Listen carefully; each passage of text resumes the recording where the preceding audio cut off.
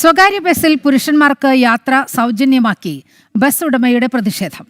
KSRTC ordinary ബസ്സിൽ സ്ത്രീകൾക്ക് സൗജന്യയാത്ര അനുവദിച്ചതിനെതിരെയാണ് വേറിട്ട പ്രതിഷേധവുമായി സ്വകാര്യ ബസ് ഉടമ രംഗത്തെത്തിയത്. മാഞ്ഞാലി ആലുവ റൂട്ടിലോടുന്ന ലിറ്റിൽ ഫ്ലവർ ബസ്സിലാണ് പുരുഷന്മാർക്ക് സൗജന്യയാത്രയും സ്ത്രീകൾക്ക് ടിക്കറ്റിനൊപ്പം മധുരവും വിതരണം ചെയ്തത്.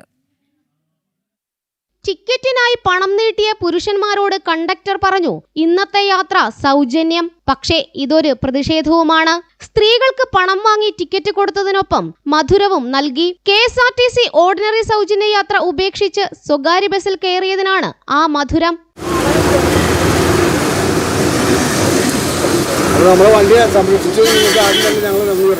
മാഞ്ഞാലി ആലുവ റൂട്ടിലോടുന്ന ലിറ്റിൽ ഫ്ലവർ ബസ്സിലാണ് വേറിട്ട പ്രതിഷേധം നടന്നത്.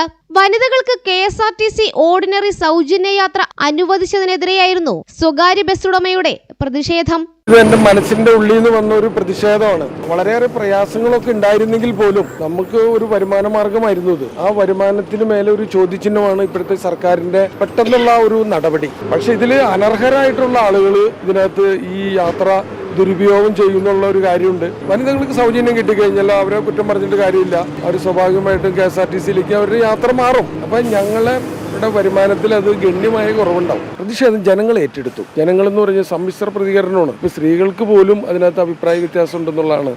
വനിതകൾക്ക് KSRTC ഓർഡിനറി ബസ്സിലെ സൗജന്യ യാത്രയ്ക്ക് മാനദണ്ഡമില്ലാത്തതും ആക്ഷേപങ്ങൾക്ക് കാരണമാണ്.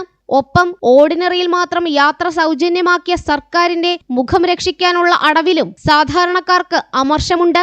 പ്രൈവറ്റ് ബസ്സുകാരെ ഇതിൽ സൗജന്യം കൊടുക്കുന്നതിൽ അവർക്കൊരു സങ്കടം ഉണ്ടാവാൻ പാടില്ല.